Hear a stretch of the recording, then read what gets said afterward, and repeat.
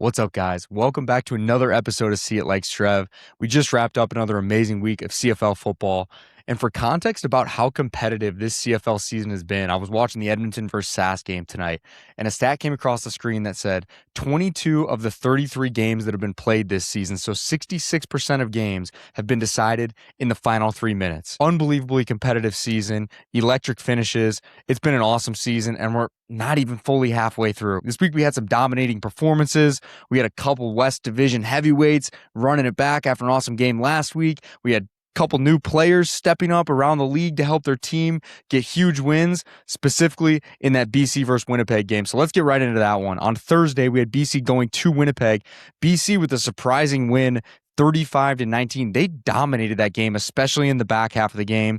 BC goes for 377 yards on the ground with their second string running back and their third string quarterback. It's just a dominating performance in the second half by BC. That game was really tight. It was 7-6 going into halftime. BC put a late score up. Winnipeg was playing really conservative. They had a couple drives that they got down inside the 10-yard line and opted to end up kicking a field goal. I understood the decision at the time just because, hey, if you're Winnipeg, let's take the guaranteed points. We have a quarterback who's making his first career start. We have a backup running back in. Let's make them drive the field and make their plays. BC seemed to settle in the second half, and they obviously did that. There's some interesting things schematically that Winnipeg's doing on defense that is potentially making them a little bit more susceptible to the run. So as they go into the bye week this week, I'm interested to see if they address some of those concerns because they play Ottawa next week.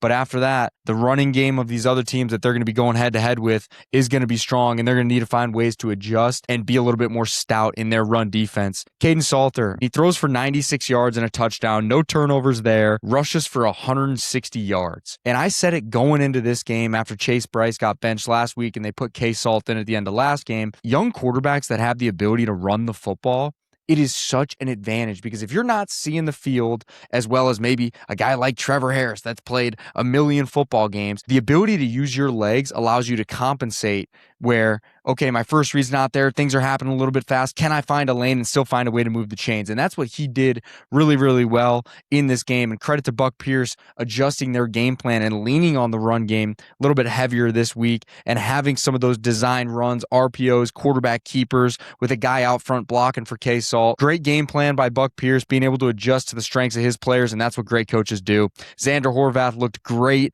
I've kind of been singing his praises throughout the season that I like his game. He does a lot of things for that team. He's on special teams. He's catching the ball at the backfield. He fills in for James Butler when he has to get a blow. He goes for 191 yards and 3 touchdowns. This is his breakout game. I would be shocked if they don't give him the lead role going into next week as well because he looked explosive and he had that long run at the end of the game that kind of capped everything off. Really, really like his game. And again, the versatility that he brings to that BC offense. I've said it all year, but I just said if BC can get their ground game going and they commit to it, they're going to have a chance. And they did that this week. And look what happened to their offense. It slowed the game down for their defense a little bit, kept their offense on the field. They leaned on Winnipeg and were able to wear them down throughout the course of the game. And they end up winning the football game.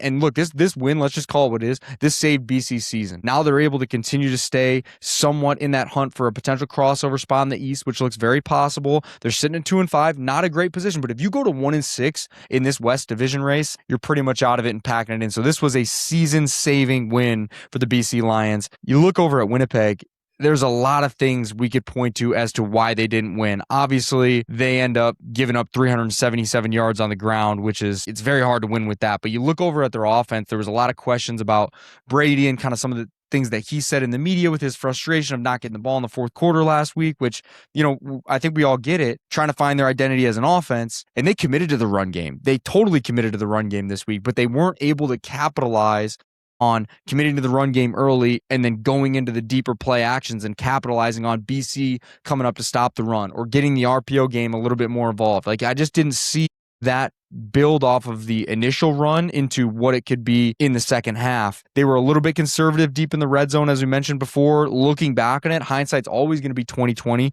but you wish they go for 7 there and try to score touchdowns, especially knowing how the game ends up going. But again, I didn't hate that decision-making early on in the game. Drew Brown ends up going down too. Looked like he hurt his back. Elgersma goes in and finishes the game. It's going to be interesting to kind of see how things shape out coming out of this bye week for Winnipeg. Is Zach going to be ready? Is Drew going to be healthy? Will they roll with Taylor? It's just a lot lot of questions for Winnipeg, and I think they're going to be doing a lot of self-evaluation and soul-searching going into this bye week and trying to stay smack dab in the middle of that West race for the playoffs. Friday, we had Montreal going to Ottawa. Montreal ends up pulling it out 34-13, dominating win on the road. Ottawa's still searching for their first win, man. And I feel for those guys, man. They're sitting at 0-7. Jake Mayer, he goes 34 for 41 with 311 yards. He does throw an interception. But man, you have that completion percentage with 311 yards. There's been a lot of guys that have won football games with worse stats than that. He's playing his butt off for that football team. It's just unfortunate they haven't been able to get a win. And I think a big reason is they rushed for 37 yards as a team. They have not had a rush game, a ground game this entire season. And if you can do that, especially with a defense that's struggling, a special teams that's giving up big plays here and there, defense isn't really getting takeaways. How can you slow the game down and help your defense out? It's by running the football. It's the same thing we just talked about with BC. But when you rush for 37 yards, you're not controlling the ball. You're relying on your pass game. You're putting pressure on your defense, especially when the other team has an offense as explosive as Montreal does. Montreal's offense, man, they bounced back big time after a slow game last week against Hamilton, Davis Alexander, he's the best quarterback in the league right now. I know we got a lot of guys playing at a super high level, but he goes for 420 yards and 3 touchdowns after what was kind of an off week for him last week by his standards. But to bounce back like that on the road, doesn't matter if it's Ottawa, doesn't matter who it is. You throw for 420 yards, that's an impressive performance. Tyson Philpott put out a video about him yesterday, just about how he is absolutely going stupid this season. He had 184 yards, the fastest player in any league to hit 1,000 yards receiving. He's on pace to have well over 2,000 yards this season. And even some of these games like last week didn't really have a big game. So to still hit 1,000 yards this early in the season, 8 games in for Montreal, extremely impressive what he's doing. Looking at Tyler Snead too, man, I love this dude's game. You look at him, he's not that big of a guy, but he's gritty. He lowers his shoulder into defenders. He's a big yak guy. You hit him in stride, he's going to make the defense pay, cutting back across defenders. He goes for 174 yards and a touchdown. He's tough, he's gritty, and I think he epitomizes what that Alouette culture is all about. And the Montreal defense, man, they seemed to bend. They gave up some drives to Ottawa, but they were able to stiffen up as Ottawa got deeper in the red zone, get some stops, get off the field, and get that ball back to their offense. I love the way Montreal's playing. I love the way they're winning games. They just find different ways to do it week in and week out. Going over to our Saturday doubleheader, the first game, we had Calgary going to Hamilton. Calgary ends up winning 44-20. And Hamilton came out in the first half, and I liked their game plan. It was very clear that they wanted to run the ball with Trey Ford and Roundtree, and it was kind of a close game. Like, you saw the pick in the end zone by Vernon Adams that ended up getting overturned by the roughing the passer from Hamilton. Kind of an iffy call, but then the next play, Calgary goes in and scores a touchdown, and then it kind of turns into a 2-score game at the end of the half. That's when Hamilton then goes and pulls Trey Ford out and puts in Harrison Frost in. Wasn't really sure what went into that decision, but you could see some of Scott Milanovich's comments prior to the football game saying how impressed he was by Trey Ford's athleticism, but that they were still trying to figure out their pass game. And anytime you see a comment like that from a head coach, it kind of raises some red flags. So maybe they had prefaced Frost that there was a good opportunity for him to go in if they couldn't get the pass game going. I didn't think Trey Ford was playing too bad. He did take kind of a bad sack there at the end of the first half, but overall not his worst game by any means. They were moving the football. He was getting involved in the running game, and I liked that game plan, but they end up throwing Frost in there. He ends up going for 165 and a touchdown, does throw that pick six at the end that kind of sealed the game away, but he did give him a spark. What I liked is coming out of the second half, his first 3 passes go straight to Kenny Lawler. One of them was a 10-yard out, 2 deep shots to the end zone. One of them turns into a touchdown. If you're a backup quarterback and you go in the game and you don't know what to do, get that ball to K-Law, because he's going to make you right more times than not. He is a special receiver, even with the struggles that Hamilton's had at quarterback this season. Again, Calgary kind of ran away with it in the fourth quarter when it was close, but they moved to 4-4, and they find themselves right back in the middle of that race in the West for the playoffs. We were saying it after both the Montreal losses for Calgary, but we're like, this is a team that's way better than 2-4. Both those Montreal losses came down to the last drive. They got stopped on third down and then the fumble, and then they come back, go put 52 on Winnipeg, and then they go handle Hamilton the way that they did in Hamilton. Just Calgary's trending in the right direction, and I think that they're going to be a team that's going to be a force to be reckoned with come playoff time, especially with that defense. That defense is nasty, led by that defensive line. They had another 4 sacks tonight and several other pressures.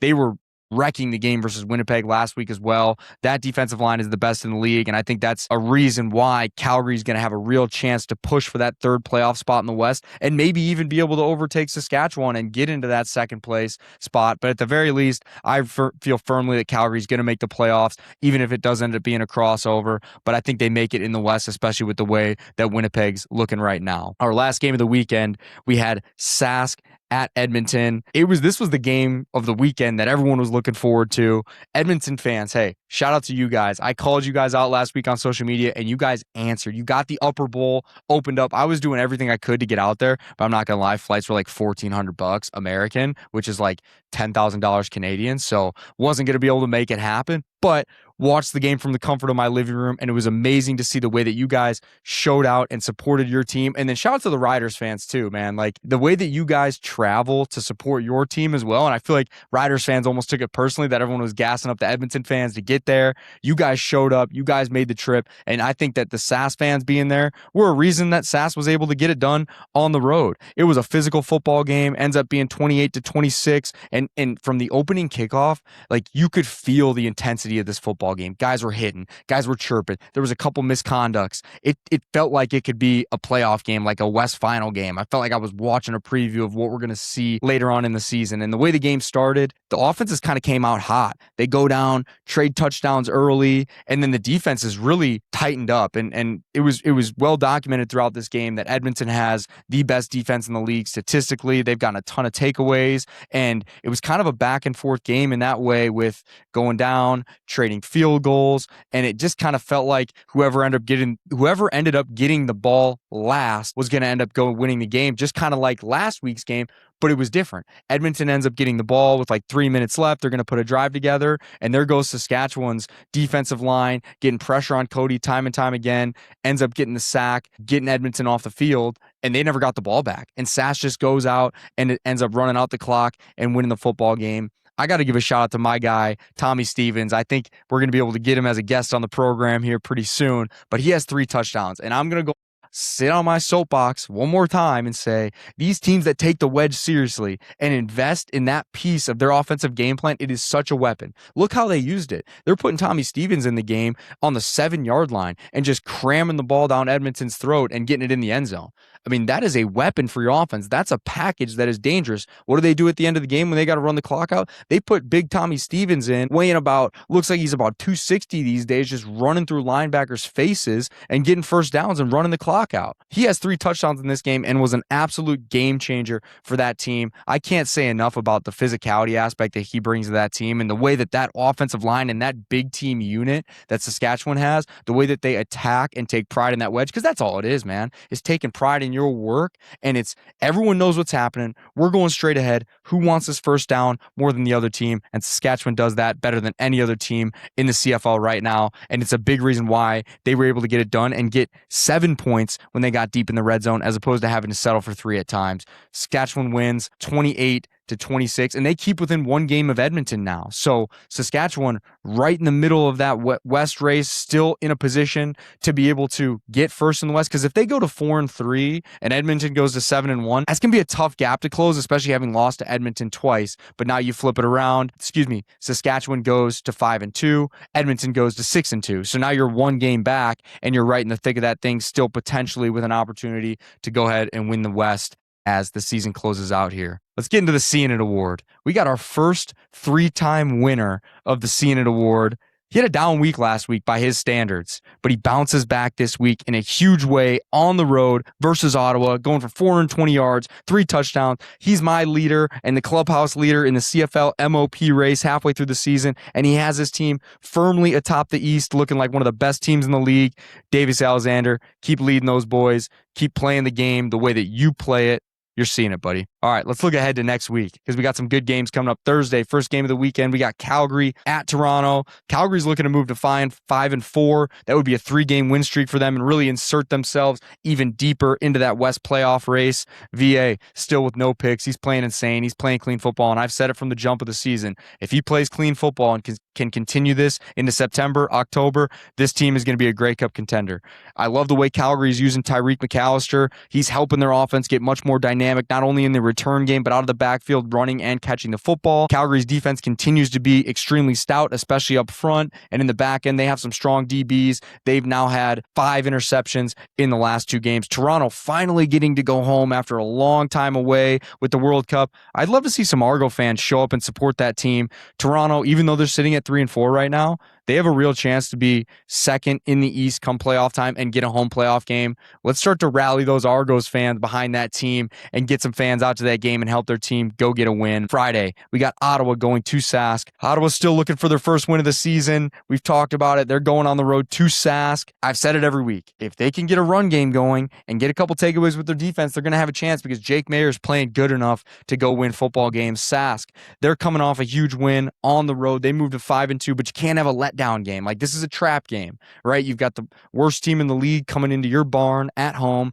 You just went into Edmonton, won a huge game that felt like a playoff game. Come out with your hair on fire. Set the tone and say, hey, we're not going to have a letdown game. We are going to make it worth it for our fans to show up and support us. You're going to get 30,000 at that game. Go make a statement and go put it away the way that your team is capable of doing.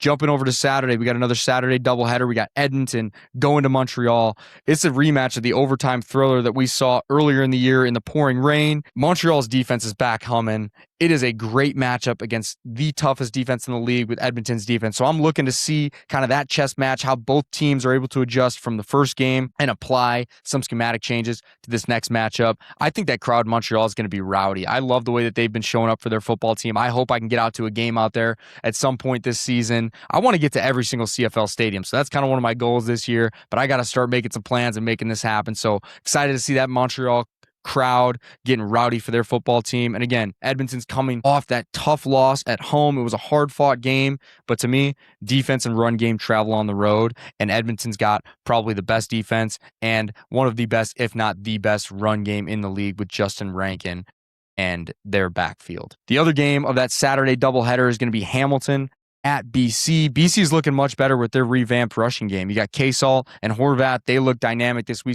week versus Winnipeg. Let's see if they can keep it going. It's obvious that Hamilton's going to be playing the run against these guys. They only passed for 96 yards last week, so they're going to stuff the box and say, K-Salt, can you beat us through the air? I don't know if Nathan Rourke's going to be back. Wouldn't rush him back, especially since you went and got that win, and that offense looked pretty solid. So see if they give K-Salt and Horvath another week to work, and I'd like to see them continue the way that they ended in that fourth quarter and second half against Winnipeg. Hamilton, their quarterback carousel has been crazy. Frost, if he starts this game, he would be their fourth different starting quarterback this season, and it's just so hard offensively to get in a rhythm when you have a revolving door at quarterback like that, the most important position, the leader of your football team. So I'm excited to see what Hamilton does. Do they go back to Trey Ford? Do they have Harrison Frost start? Do they work Trey Ford in a package, which I still think there's a place for that in their offense? They got some decisions to make in Hamilton, and they've got until next Saturday to make those decisions before they travel to BC. Look, the playoff race in the West is tight. We have 4 teams within 2 games of each other, and everyone still has to play each other again. So there's going to be a lot of interesting things that happen down the stretch of these last 10 games of the CFL season in the regular season. We're about to hit the halfway point of this season, which is crazy because it's going fast for being my first year out of the game, but at the same time, there's still so much more football to be played. We are just getting into the meat of the season. I can't wait for next week. I got some more really cool football content coming out for you guys. We're going to start doing more NFL stuff. I've got a really cool video going out of me going out and throwing the other day with an NFL legend. So look out for that stuff. It's coming soon. And guys, I appreciate you guys. We hit over 800 subscribers this week. I know that's just a drop in the bucket of what YouTube is, but that support, only having this channel going for 6 weeks, means so much to me. Your guys' comments, your positivity and encouragement, you guys don't even know how much that means to me. So keep them coming. You know I'm going to engage with you guys. You know how much I appreciate all the support and love you guys are showing me. So like, comment, subscribe, follow, send this to a buddy, all that good stuff. I appreciate you guys. We'll see you next week. And as always, it's how you see it like Strev.